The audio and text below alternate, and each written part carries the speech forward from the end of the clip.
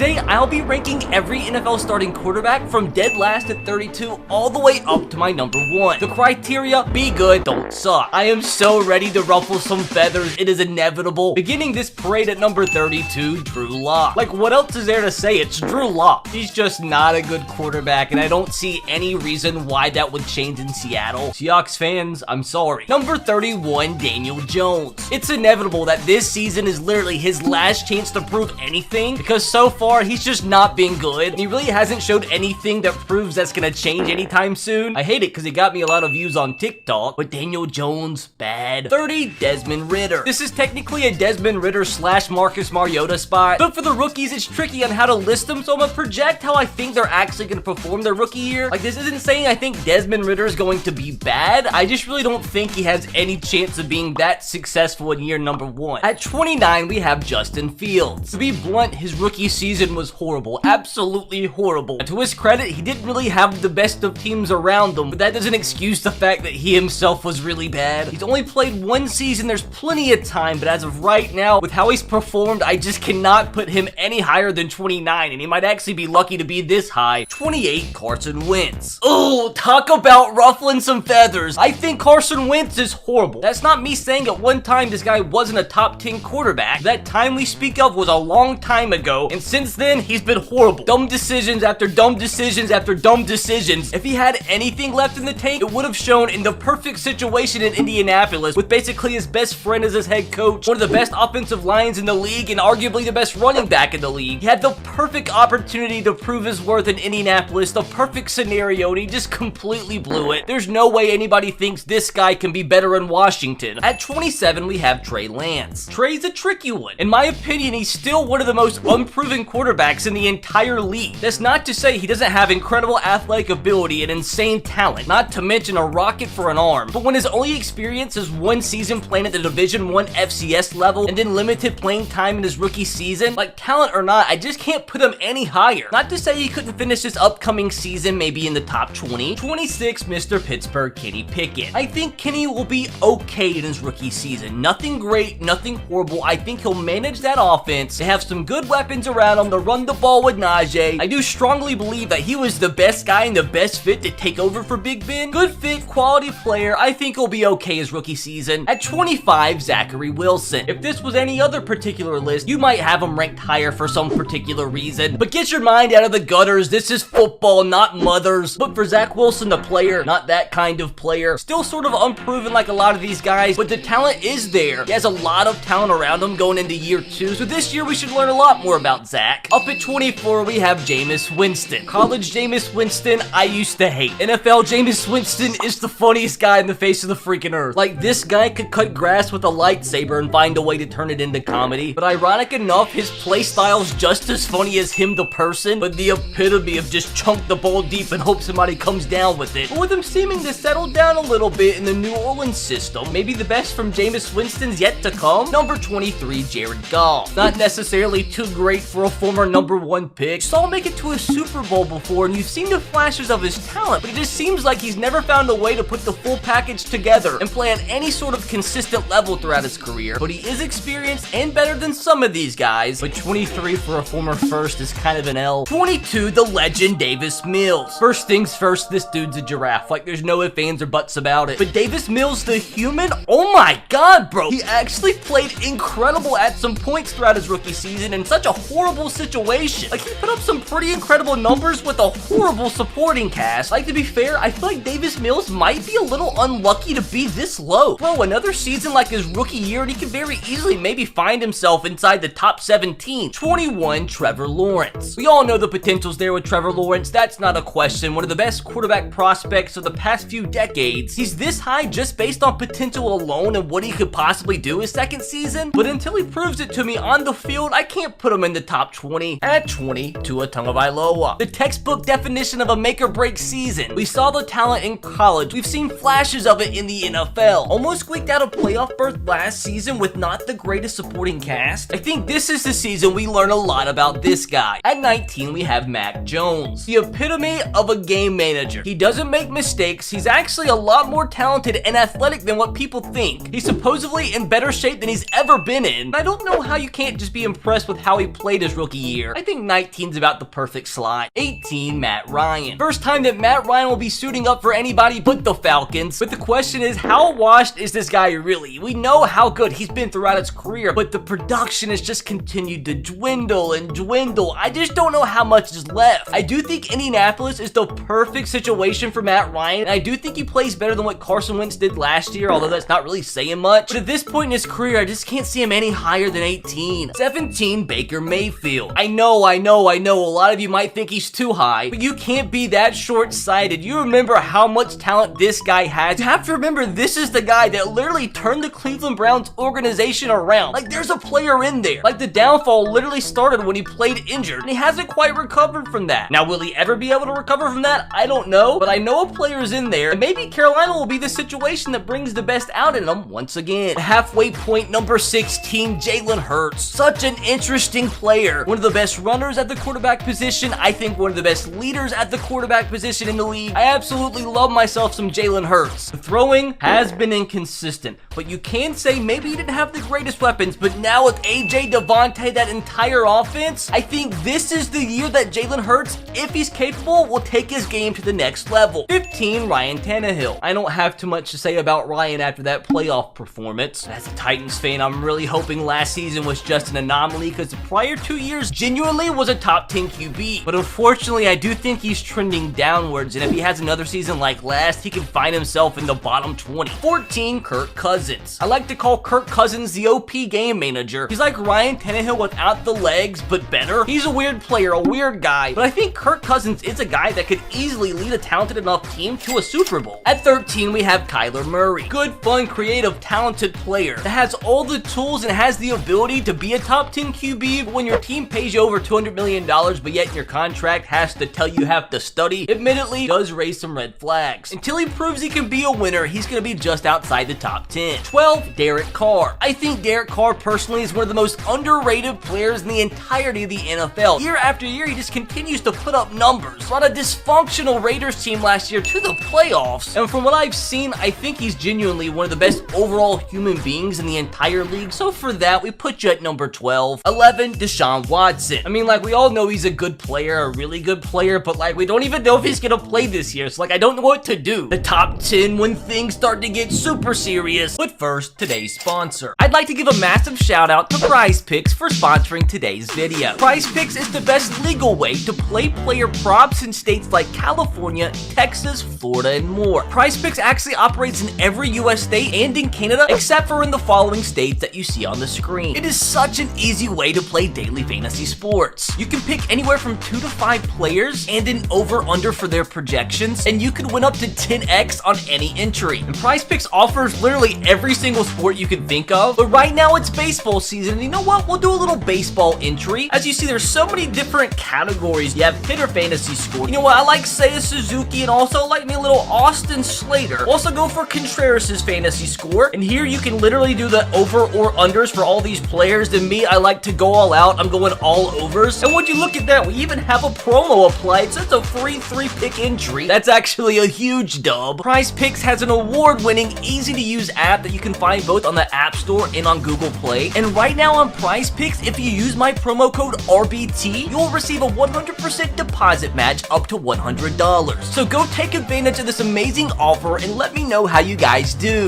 At number 10, we have Dak Prescott. Yes, I do believe Dak Prescott is a top 10 QB. Super talented, but just yet hasn't proved that he can win the big games. I do think he can get there though. There's a great player in there, but until he proves he can win the big game on a consistent basis, I really don't think I can put him much higher. Number 9, Russell Wilson. Has been one of the top QBs in the league for a while now. Now, the last few years did start to tail off a little bit in Seattle, but I think the change of scenery in Denver is going to be absolutely perfect for this man. With his new weapons, his new offense, the new scenery, I really think you could see Russell Wilson put up top 5 numbers this year. Number 8, Lamar Jackson. The most disrespected player in all of football. Love this guy, love his energy, love his attitude, ridiculously talented, a great quarterback. Yes, a great quarterback. Absolutely electric, one of the most fun guys to play. Has made it to the playoffs on many occasions now, and for the Lamar Jackson doubters, like, you're just stupid. Number 7, Matthew Stafford. A guy who I thought was one of the most criminally underrated underrated quarterbacks of this generation has just been stuck on a bad team for so long, and you see what happens when he gets put on an actual good team. Like, I know the Rams were really good, like really, really good, but wins a Super Bowl, real first chance he had, and I think he still has quite a few years left in the tank. Number 6, Justin Herbert. I've never been so wrong on the quarterback prospect in my life. I really didn't think Justin Herbert was gonna pan out, and boy, am I dumb. Crazy athleticism. He literally can make every single throw, and like, he makes things look so easy. Like, don't be surprised, bro, if Justin Herbert finds himself in like the top 5, maybe even like top 3 quarterbacks in a year or two. At 5, we have Joe Burrow. Now, I think I'm actually higher on Joe Burrow than a lot of people. I think this guy